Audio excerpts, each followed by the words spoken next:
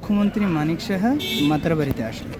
আপনারা সকলে জানেন যে আমাদের কেন্দ্রীয় কমিটির নির্দেশ অনুসারে প্রত্যেকটা মন্দির 14 তারিখ থেকে 22 তারিখ পর্যন্ত সমস্ত মন্দিরগুলোকে সাফাই করার একটা কর্মসূচি আমাদের পক্ষ থেকে দিয়েছে। আপনারা সকলেই জানেন আগামী 22 তারিখে মানে আগামীকাল প্রভু শ্রীরামের প্রাণ প্রতিষ্ঠা হবে, যেটা আমাদের কোটি কোটি হিন্দুদের দীর্ঘদিনের আমাদের একটা দাবি ছিল এবং আমাদের বহু সংগ্রাম বহু লড়াই ছিল।